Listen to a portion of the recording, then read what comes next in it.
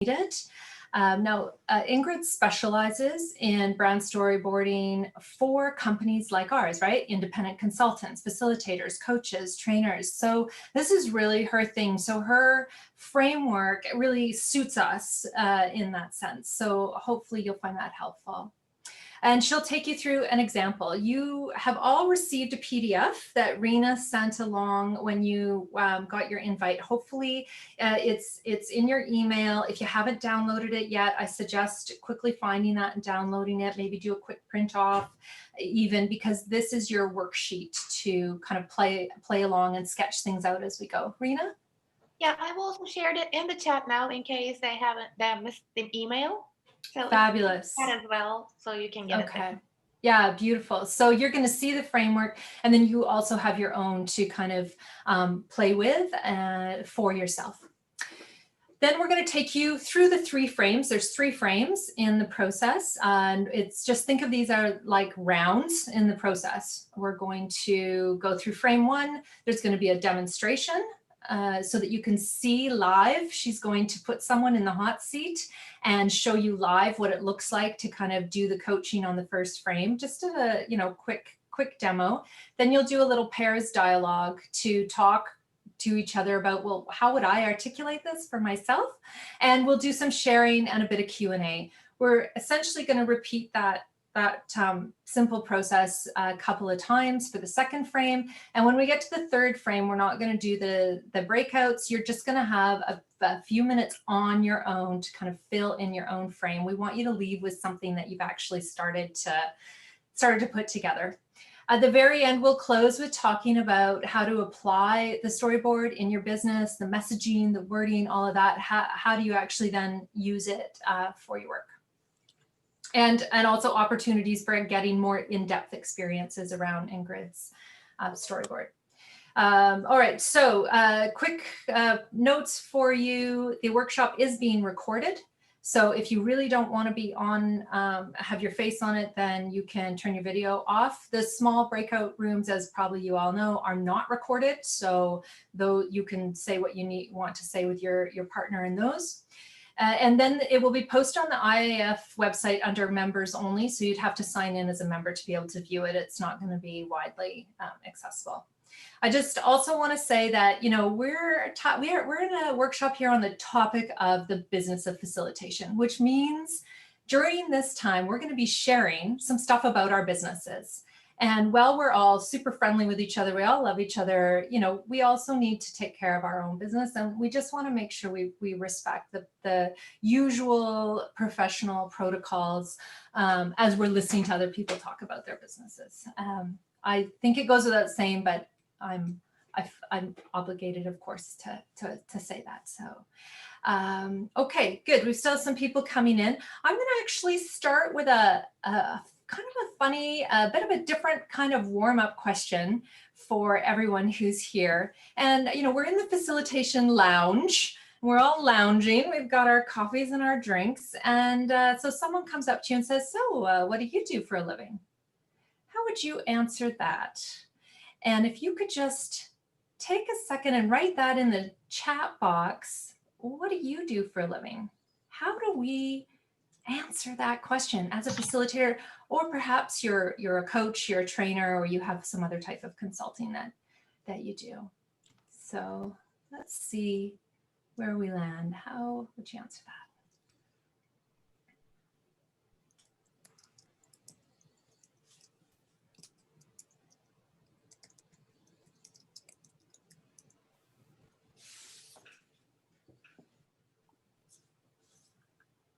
All right, lots of stuff coming through. We got lots of people here. Yeah. All right, feel free to scroll through and see what others are saying as well. I serve the universe. Nice, Jan. I deal with nonsense. Love it. Yeah. Mm-hmm. Yeah. Okay.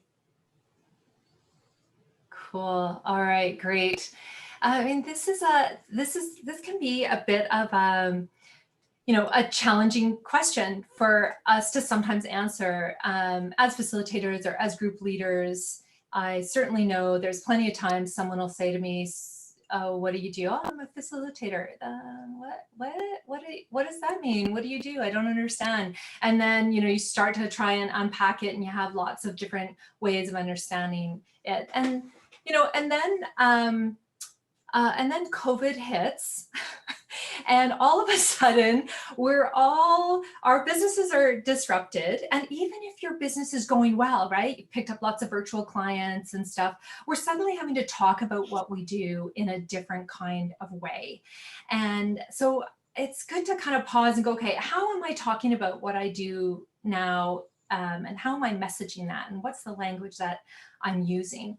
Well, Shawna and I, in our business, absolutely also faced that at the beginning of COVID. I mean, we lost 100% of our in-person jobs, and we had to kind of make this big turn and think about what we were going to do with our business.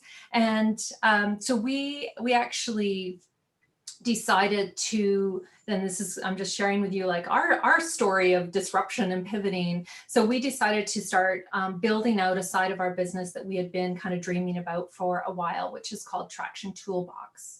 And then we needed some help to articulate that, right? And to kind of put a frame around it, put a story and messaging around it. And that's where Ingrid came in for us and was really helpful in helping Shawna and I think that through and talk that through.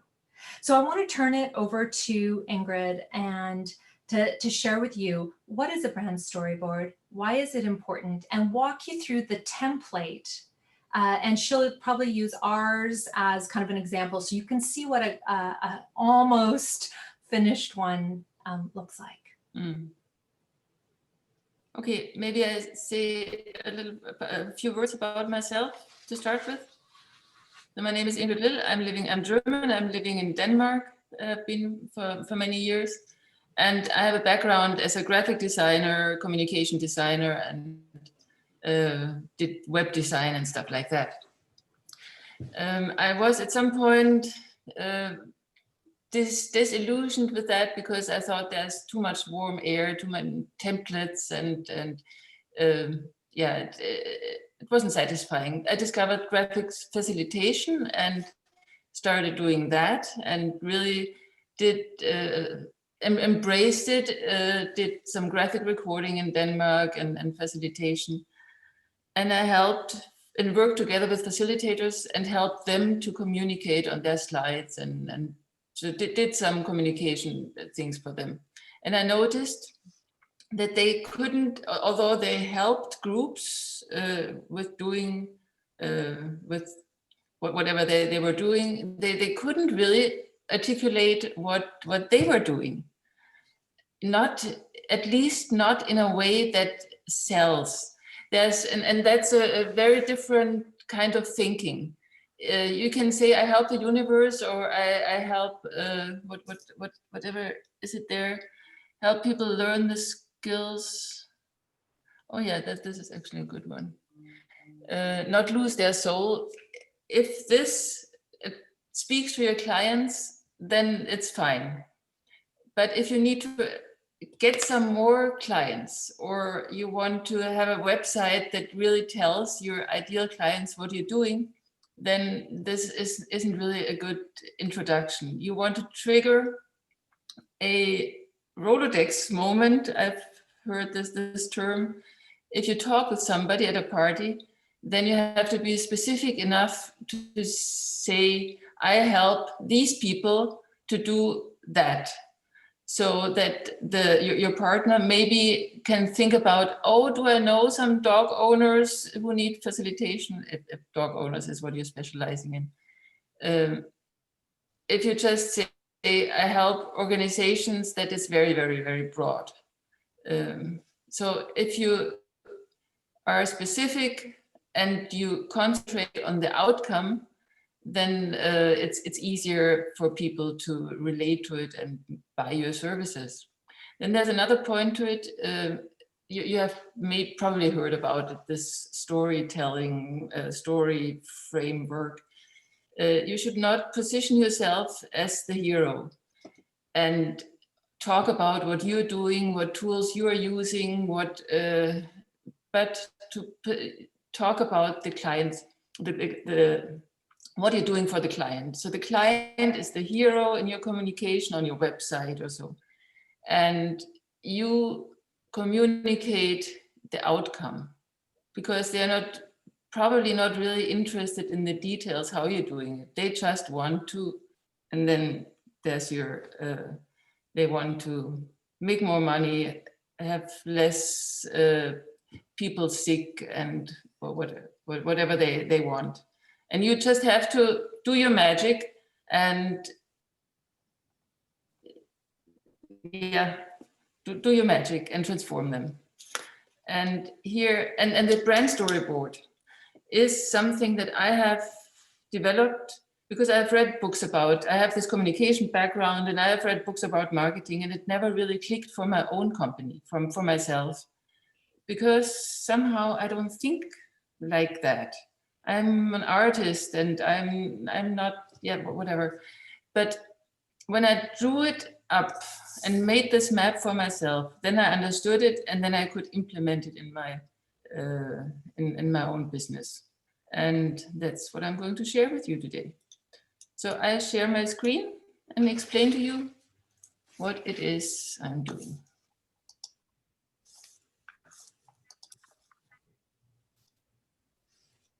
So this is a template that you could download. And what we have here is a really simple before and after storyboard.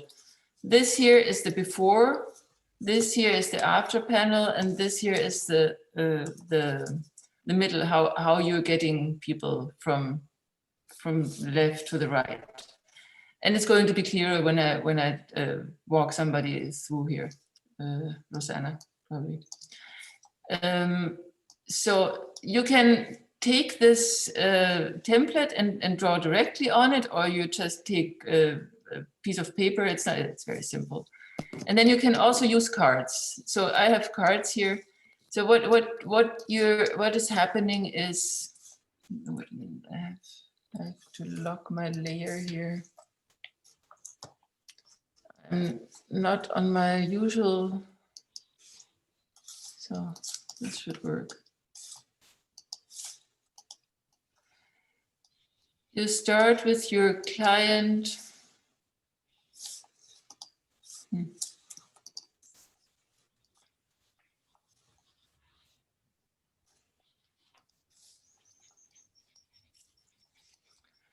Your client is your potential client is somebody who is a human with a problem. If they don't have a problem, then they're not a potential client.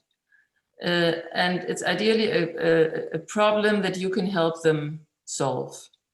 So this is the person, maybe a little bit exaggerated, that you're talking to. If they're somehow a little bit desperate, then they're not ready to pay for your services. So this is the hero.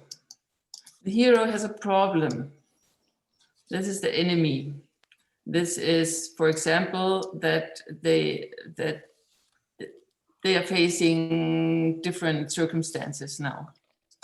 And the client has external problem, he feels a certain way, and there's a general misconception probably also at stake here. So this is the before panel. This is the first phase we're going to go through. Then I go to what they are dreaming about. They just want to solve their problems. So this is the picture that you have to paint for them. And yeah, this is basically it. And then this is you, the fairy. You know the way, and you have a process, best if it's a new and an effective and simple way to get them from A to B. Yeah, and it looks like, now you see the this is what I did for traction toolbox. So this is their client in the pit, in the I called it in hell, and they are not happy with the toolbox they're having right now. And this is the external problem, the feelings, and the general misconception. And they want to be like this. They want to attract clients. They want results. And so this is the vision, the aspirational identity. And often this is the best to put in the first panel of your website, what they want. Paint a picture of what they want with words. And this is how to get from A to B. With, in this case, the traction toolbox, but it could also be a different process. In my case, it's the brand storyboarding. I have clients who don't know how to position themselves, how to talk about themselves, but they would like to, and then I help them via brand storyboard process to get from A to B. Then we have the fairies here. In this case, there are two fairies that know the way. And on the left side is the skills. On the right side, I have the empathy. And this is all you need to talk about yourself. You don't have to talk about a lot of other things, only that you know how it feels to be here in the pit and that you have the skills to get them from A to B. This is all that's interesting for the clients. And I think it makes it so much easier to make the About Me page if you know exactly what to talk about. If you don't have to brag about whatever And the illustrations, when I do this, can be used, of course, for some people who want to, but it's graphic facilitation. It's a picture to find the right words and to find the right mindset and to get clarity about what you're doing. It gets much clearer when I actually do it than if I just talk about it. So should we do that?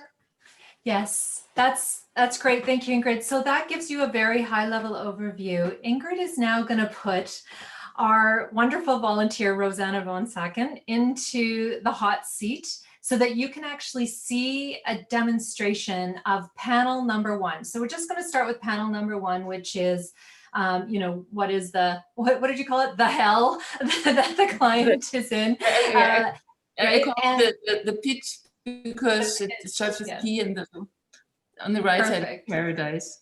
Perfect. So what I would encourage you to, the reason we want to do this live demonstration is because the act, as you all know, that act of asking the questions and drawing things out, like literally and figuratively, for whoever it is that you're having this conversation with, is actually the essential part of the process. We can all sit down. I could have taken this framework and sat down and just sort of drafted it myself. But it was those prompting coaching questions from Ingrid that really got us thinking it more clearly. So what I'd encourage you to do is watch the short demo, but really listen into what is being asked, right? What are the prompting questions? Because of course, as facilitators, coaches, and trainers, we're all very interested in questions. Shawna is going to also capture some of that, and you'll notice she's been capturing some of the key points in the chat box as well. And of course, if you revisit the recording later, you'll catch that. So I'm going to mute myself for a short time while Rosanna and Ingrid do a brief demo so you can see live. Then we're going to invite you to join another person in a small breakout just to talk through, okay, so for me, what does this first panel, this first question all about? Okay, put this away so it's not so distracting. And I put a transparent sheet over here. The thing is, my internet cable has been dug over and I'm not on my usual machine here. And just while Ingrid's setting up, so that you could maybe write for yourself on your notes that that first panel, to reiterate what Ingrid was saying about the first panel, is all about who is your client or customer and what is their pain or their problem or their situation of kind of despair, what's really kind of stressful for them. So that's where we're gonna focus again. Yeah. Where's my partner? I can see her. Rosanna, are you there? I'm here. I don't see you. Where are you? Or maybe we can just talk. I can hear you, but I don't see you.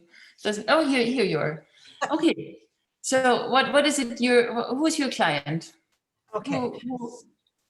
So my clients could be organizations or teams within an organizations or individuals in any of the sectors, for private, public, or nonprofit sectors. So there are different kinds of groups and different kinds of teams. Okay, and if this is working well for you, it's fine. It is much easier to concentrate on one group, your favorite group, and then or your favorite person, and then the others come anyway. So it does not mean that if you say I help this kind of person that the others don't come. Right. So for example, I work with universities. So let's say universities. Okay. And who is it who is buying from you at the university? Faculty deans. Okay. And this is the person you need to talk to, right? Or who is it who is taking the decisions? Is it the dean? Yeah. Okay. And he is a man, I guess, or could also be a woman. Yeah. Yeah. We'll take a man. How old? Oh, they don't tell me how old they are. I would say, let's say middle age. Okay. Middle age. Okay. So hairline is a little bit further up, and he is somehow not really happy because otherwise he wouldn't hire you. And does he wear a tie? Or maybe. Okay, and what is happening in his life? So why does he think about hiring you? So one of the things that's been happening, of course, is the pivoting around changing all the work from in-person to virtual, including teaching. So students that are in classes are now all virtual classes, and their own work has also been disrupted, where they have to transition very quickly from in-person to virtual platforms in some way. Okay, and they're not happy about it, I guess. So he's surrounded by computers, virtual. This here is a Zoom meeting, and why? What's the problem with this? So far, I mean, I don't have anything against working virtually. Why is it a problem for him? I think they have to completely change the lesson planning, the delivery of the lessons, the labs, and all their course materials have to be translated into doable activities in a virtual environment, where before it was all in person. So particularly in science, where they have labs, and they have to figure out a way to deliver the same thing, but virtually. Okay, it needs to be delivered.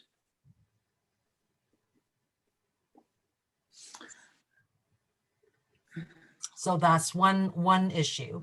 The other issue is, of course, their own technology experiences and knowledge, where they were very used to and very good at teaching in person.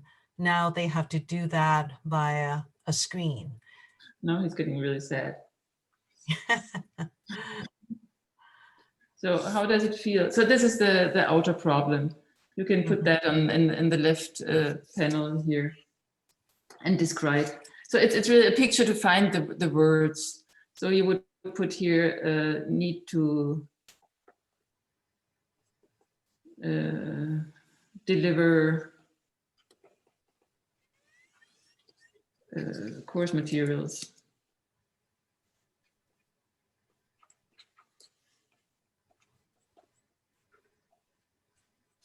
And whatever it is the need. So how does it feel for him? So I think some of the feelings are overwhelming, frustrating, because there are steep learning curves for them, quick adaptation and learning for them to switch to using different technology and platforms. Yeah, but if it, I mean, it needs to be a problem for him, otherwise it's not an issue. So if he's technology challenged, maybe then he's overwhelmed. That's what he also said.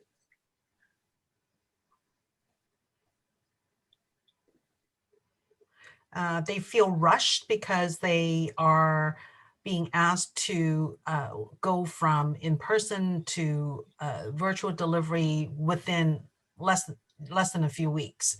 So there's rush, a feeling of rush. Mm-hmm. Yeah. Okay, and the enemy is, let's put it like that. Why is, and this is kind of an important question, because it's the overall misconception that you're helping them with, because, and that's often a good headline for your website. Why is it wrong that, I mean, you can help him with that. I don't really know what you're doing. Now we were so rushed. You can help this guy with his problem, right? Yes. Yes. So why is it wrong that people are sitting there in this situation, just desperate and overwhelmed and everything? What is everybody not getting? They didn't know where to look for help. Okay, so the enemy is maybe that they think, so I draw the enemy like this.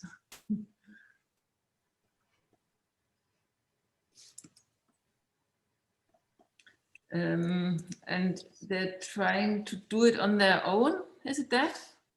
Yeah. They're trying to do it on their own. They didn't know where to get help, how to ask for help, what kind of help. And there are lots of choices out there. So it's a crowded space.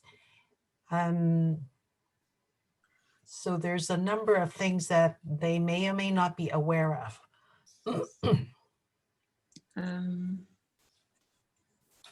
There's a lot of things that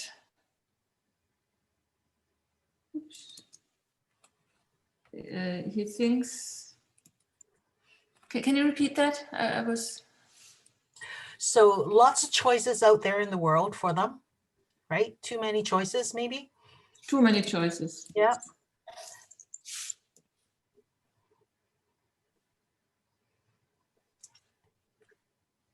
And it could also be separating the stuff that is valuable to them versus stuff that are not so valuable.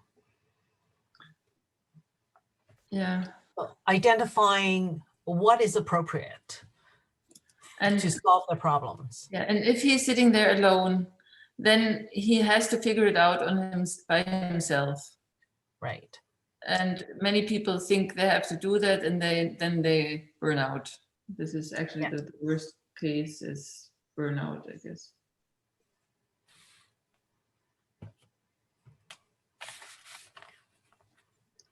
Yeah. So and you thinking that he has to do it alone.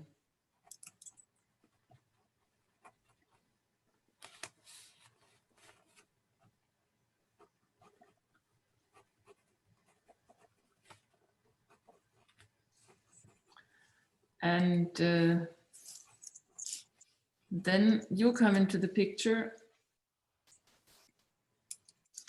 by telling him you don't have to do it alone. I have tools and stuff to help you. Ingrid and Rosanna, I'm just giving you a heads up, maybe another minute or so. I know you've got another panel there, another piece to finish up. And then we're gonna let people explore this a little bit together as well.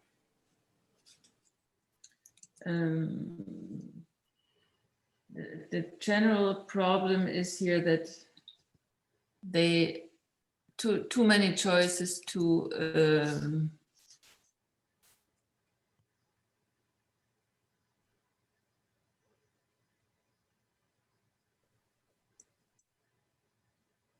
too little. What does he have too little about knowledge? Yeah, too many choices, too little time, and too little knowledge about what is appropriate, what choices would be appropriate. Too little time and knowledge.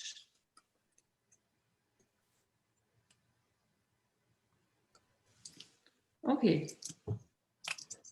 So this is the first panel, which is you take your client from confused and overwhelmed to, and now you can do it about your own business. The next phase, as it will not be number 2, then we jump directly to number 3 and think and we'll find out what it is he's dreaming about in this situation, which is the situation you need to address when you want to sell your services. It's not when he has lots of clients, but in this situation when he thinks, I need to do something, yeah.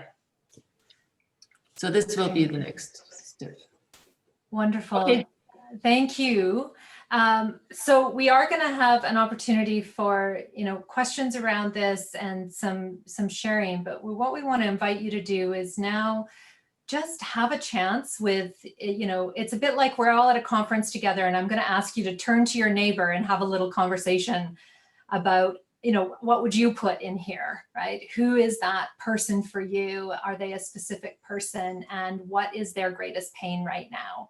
And when we come back, we want to hear some reflections and any questions you have, and then we're going to show you the next panel as well as we go along, so that you can just kind of dive into each one.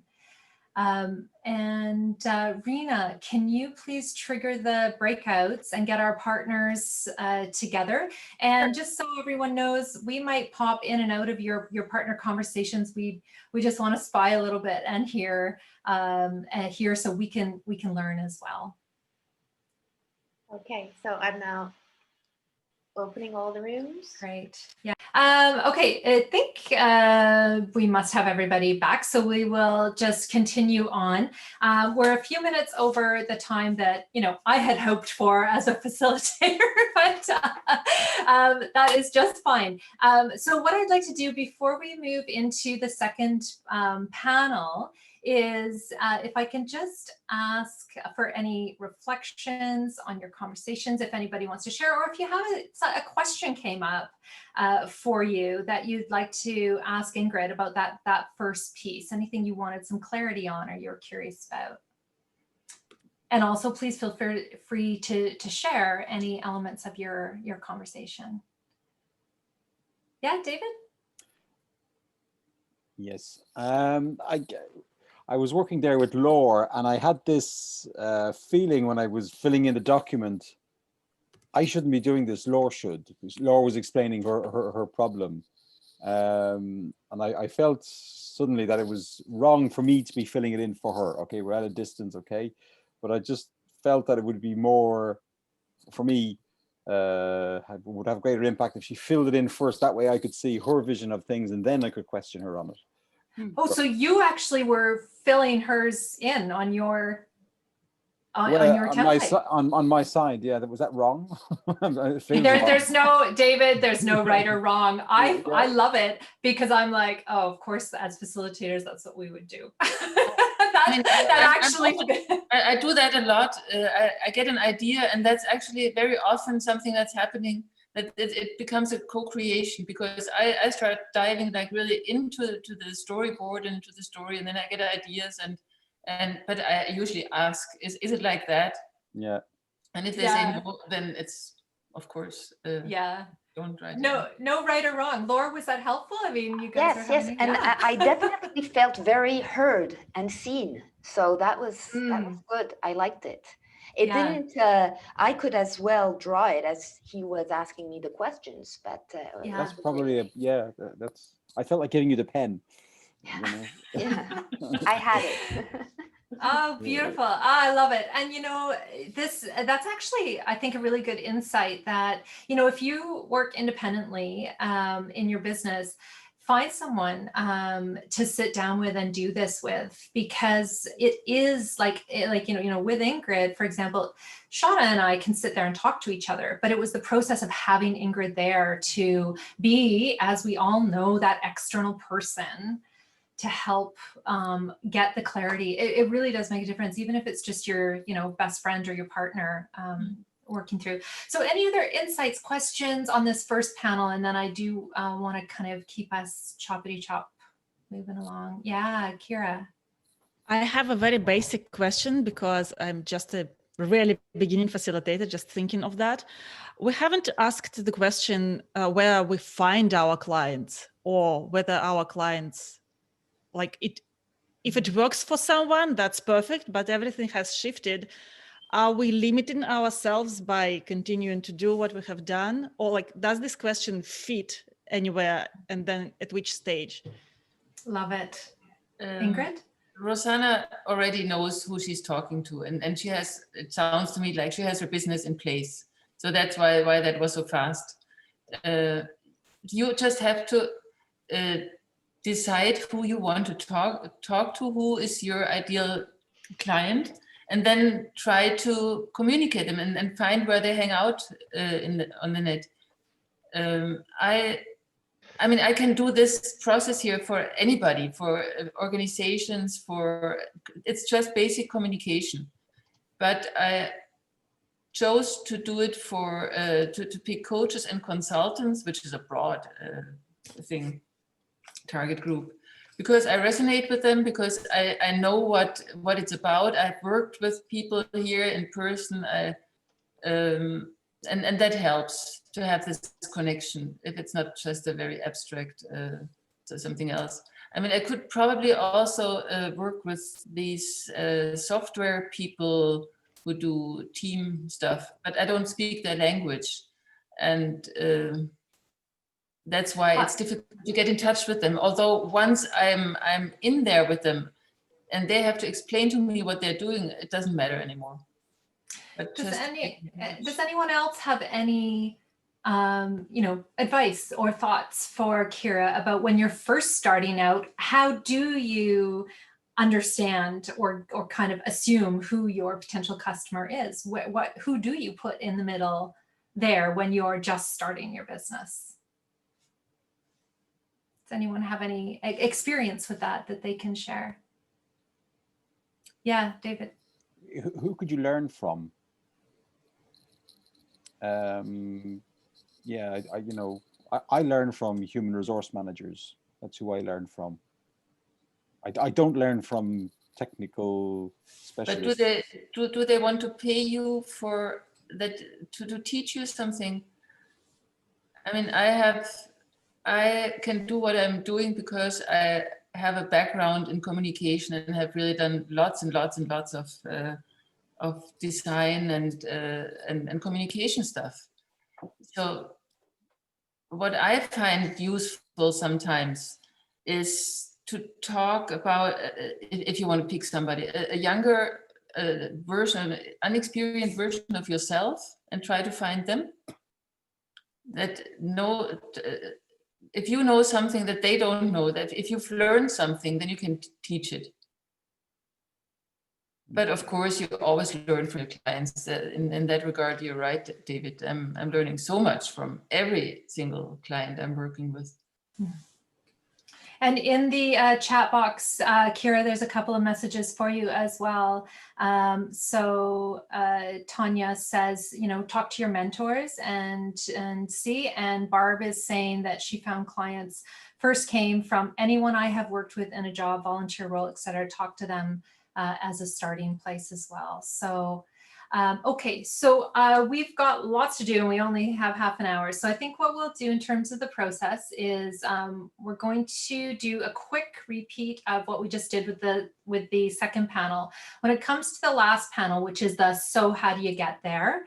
I think we'll skip the demo part, but I'm going to ask Ingrid to go back to our already Traction Toolbox completed one and just show you what that actually looks like, so that we can just save a few minutes. And I also want you to know that Ingrid and I and Shawna and Rena are willing to stay longer after the end of the workshop if anyone wants to continue exploring. So, but I want to make sure you at least get a taster for the next two panels. All right. The next one is going to be faster, by the way. Yeah, beautiful. So let's dive right in. Rosanna and Ingrid, the floor is yours.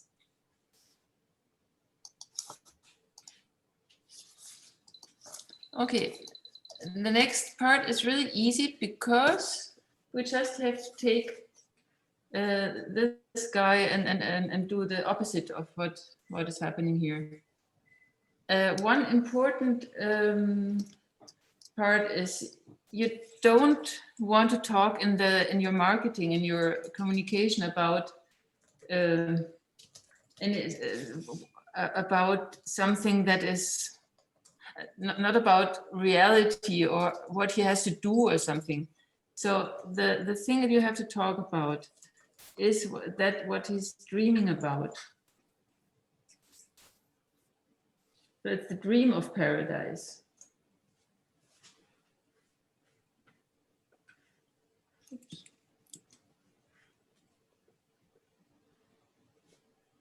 So what is the ideal thing that this guy here, and now I just take him, put him over there and put a smile on his face. And that's why it's easier because it's already drawn. So what does he dream about, Rosanna?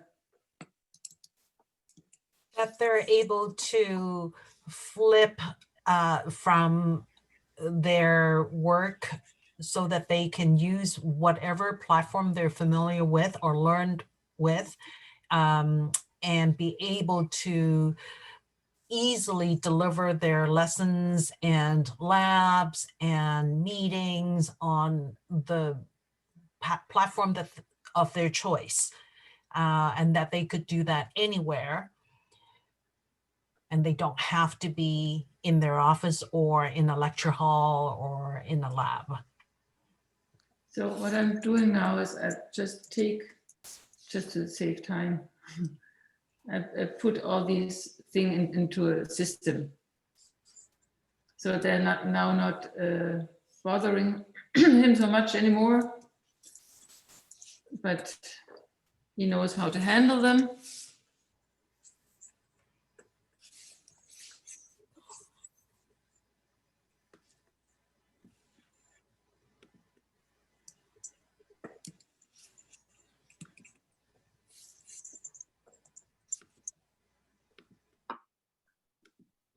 And with the other hand, he's doing, so this is now easy, everything easy. And so he's able to do something else, you said? And that they have access to different kinds of support, whether it's from their colleagues or from a coach, or learning new platforms and tools, have access to the different technology.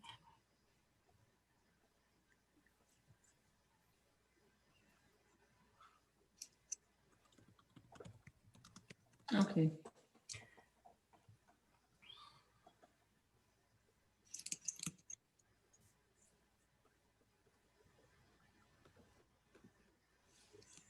And so the benefits immediate is access to technology and that it just works.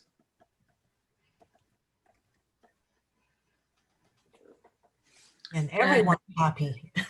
What did you say? And everyone is happy. Yeah, that's feelings.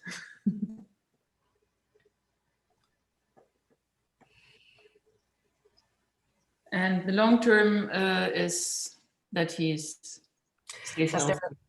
that they're flexible in their delivery. Now they actually can do both in person and virtual, and that they've learned some new stuff for themselves. Okay. So finished.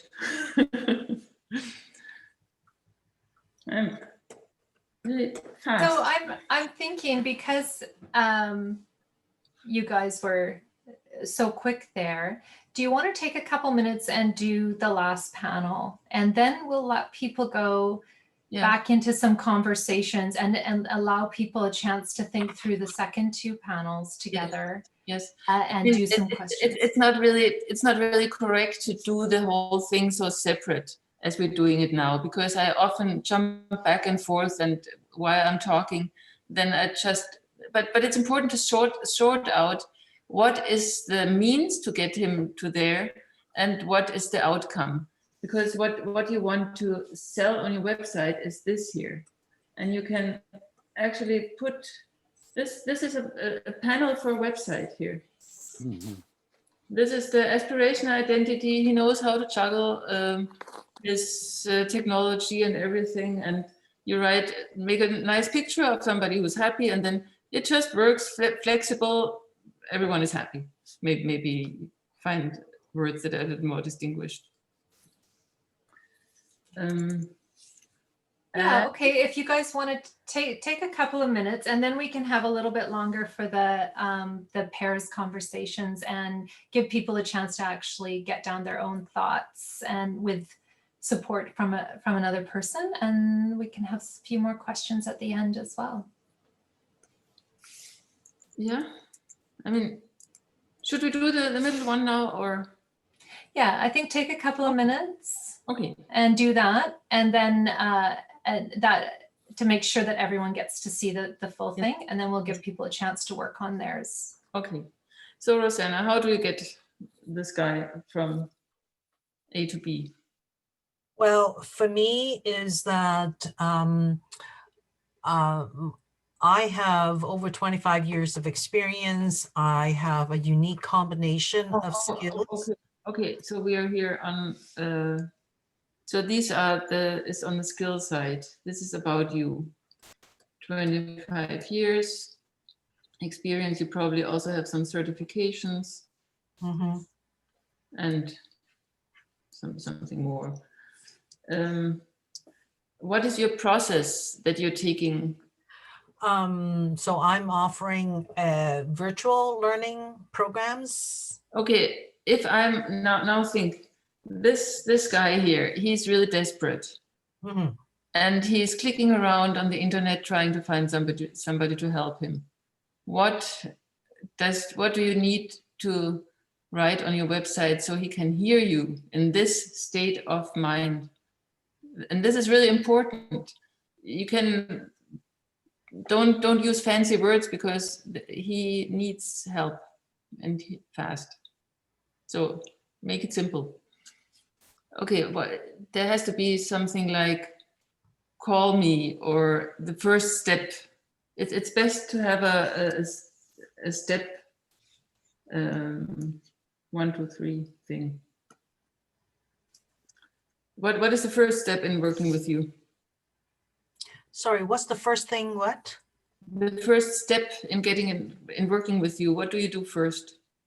You talk with them, or? Yeah, I would offer some coaching support right away.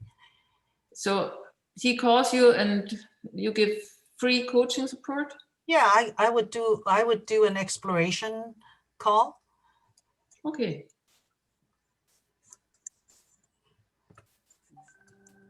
Okay, great. There's a telephone. And Second, if he decides that you're a good fit, what do you do then? I would want to identify his priority needs, like what is he most urgently needing help with? Mm-hmm. Yeah, that's something you do here in the exploration call or later? It could be either one or two, depending on what comes out of the first call. Mm-hmm. So second call. So matching his needs to possible offerings from me.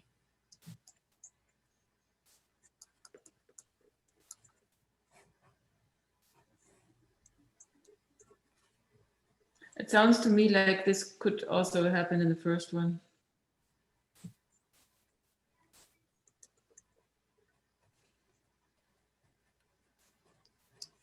And then?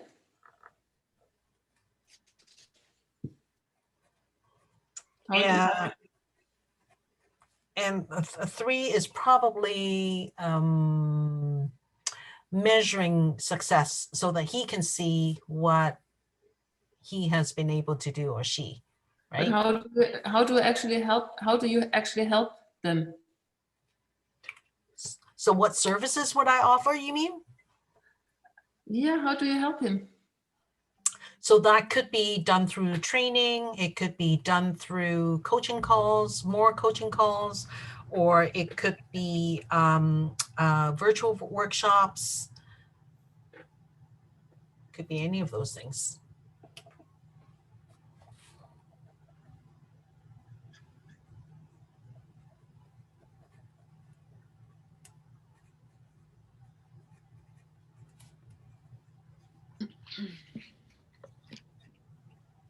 And then is it measuring success?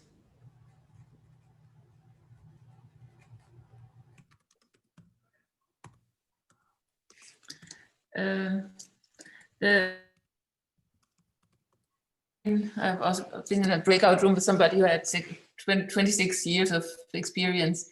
If you're really well established and you know where your clients you get clients just by themselves, then this is totally okay here. If you're starting out or kind of need to communicate more, need to attract people, then it's much easier to find one thing that you want to be known for or your favorite service. It doesn't mean you can't do anything else, but to have this, and that's why I'm calling it game changer. Give it a name, this process. In my case, it's brand storyboarding. It can also be something like a battle cry or a concept that you make your own. Like Brené Brown has this thing with shame, that's what she's known for. In this way, instead of saying I do whatever it takes, you can say I'm the one who is doing that. If you're an author, then and you have written a book with a title like Brené Brown says, author of, no, I don't even know what her book's name is, or Simon Sinek, start with why. Author of, start with why, and then people know already who you are or what you stand for. But it's not necessary if everything is working fine. That's just if you want to have have it easier to communicate your stuff.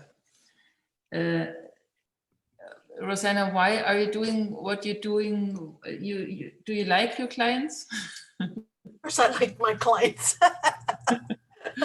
we're on the compassion part here.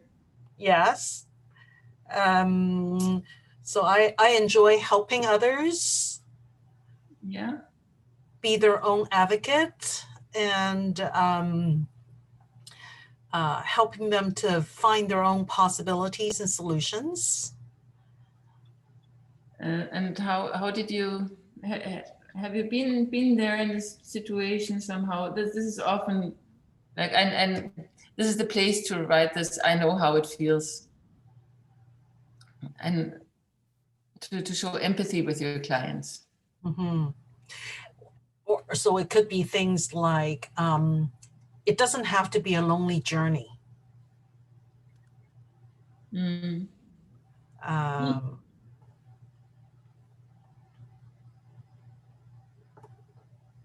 And here it's good if you want, put in how your life has been at some point a lonely journey, and now it's so much better. Mm.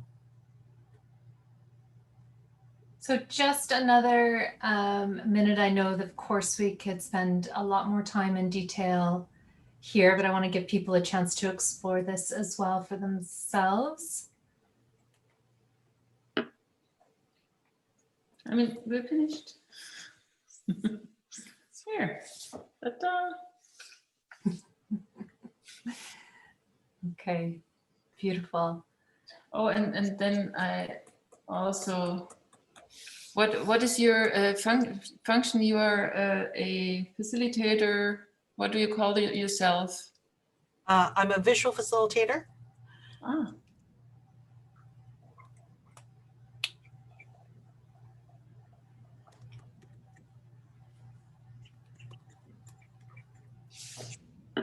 Okay. All right. So we want to give you a chance to unpack this for yourself. And as we learned from David and his partner there, that it can actually be very helpful if we have somebody else to talk to about this as we're exploring it. So when we're going to move you now back into some pairs, so you're going to turn to possibly a new neighbor and explore, okay, so what is the dream, the paradise situation for your client? And then how do you get them there? So how do you get them from the pain to the paradise? What are your concrete steps and for getting them there? And then what are your skills and what are your compassions that make you the good fairy that's going to turn that around for people? So we're going to give you a few minutes as pairs, and we'll bop in and out a little bit to explore this with you as well. Then we'll have a few moments for questions, and we'll share a little bit about how you can apply some of this in your work as well. Rena, can you please take us there?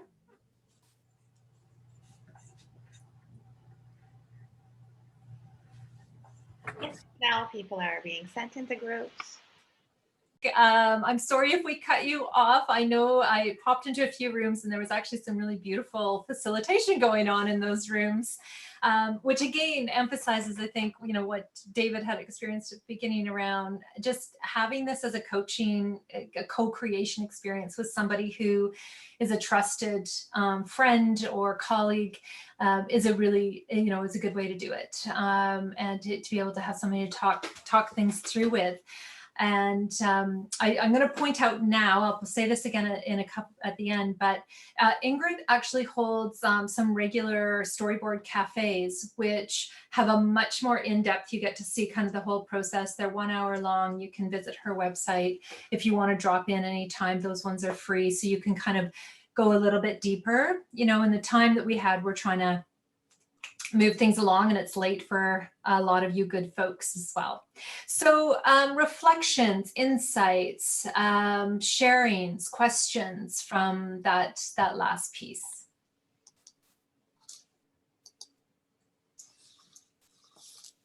Was there a part of the panel where you were confused, Kira? Yeah, unfortunately, I'll need to go in 3 minutes, but Yeah. I wanted to thank the teams who worked with me, because it's so important that they hear what you say and then they translate what they heard. So I wrote down like the formula that needs to be on the website or in communications. So thank you, Christine and Zoa. So it would be close partnership and fixed process, which is the rescue for the team. Beautiful. I'm glad you got something from that, Kira. And Absolutely. yeah, that's wonderful. Good. Others, was there any part of the storyboard where you thought, oh, wait a second, I don't remember what Ingrid said, or I can't remember what the enemy is supposed to be, or any pieces that feel not clear for you? Okay, we've got Christina in the chat. Christina, as I was listening to my panel, I had a question. It came naturally, and I wonder how it fits in. Christina, do you want to share?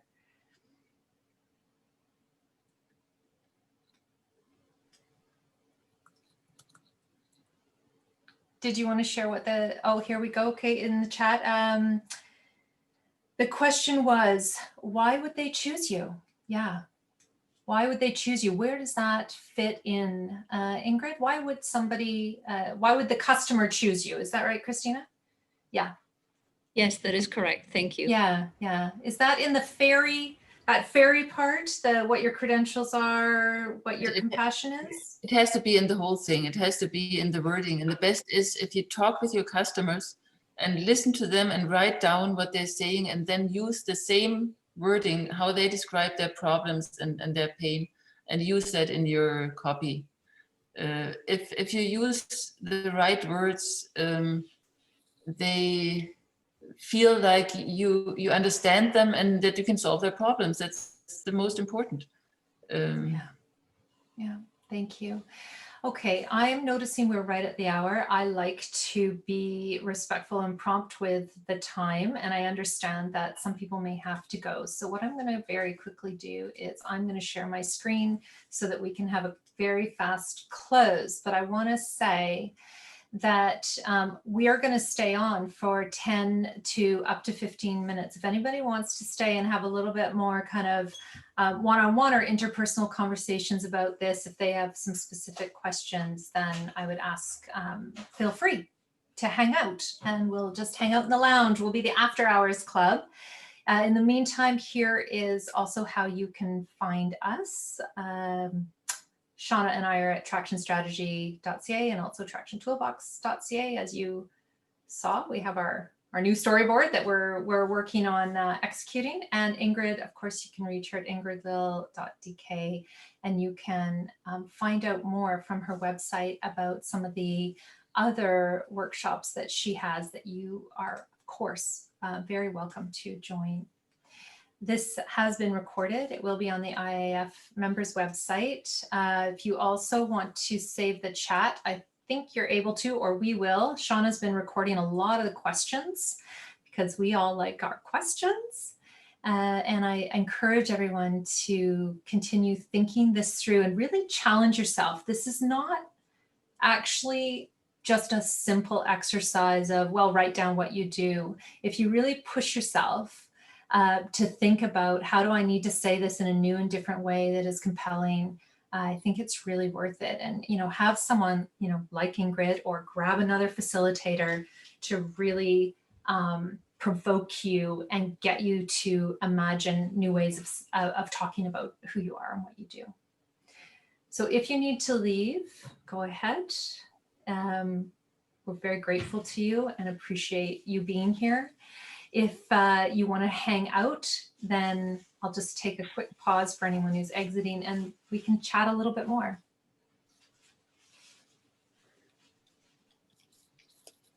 Thank you, I David. would just like to thank you for organizing this. It was very, very intuitive and helpful. A great process. I think I can find many applications from facilitation and OD to running your own business. I don't know, maybe beyond that as well. It was wonderful. Thank you, Tamara. Well, it was certainly my pleasure to be your guide for this time. But of course, I'm very grateful to Ingrid for bringing her drawing and coaching skills to this. Yeah. Quick question: what Yeah. software are you using, Ingrid? I'm here today using Adobe Illustrator. Okay, and have you used the Apple Pencil? Yeah. Usually I use the iPad and my Apple Pencil, and an app called Concepts, which Yes. Okay. which is great because you can move stuff around, and it's Mm-mm. absolutely the best for this kind of work. Okay. Today I was not using it because I had internet problems, Okay.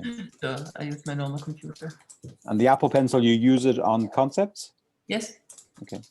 And don't buy anything else.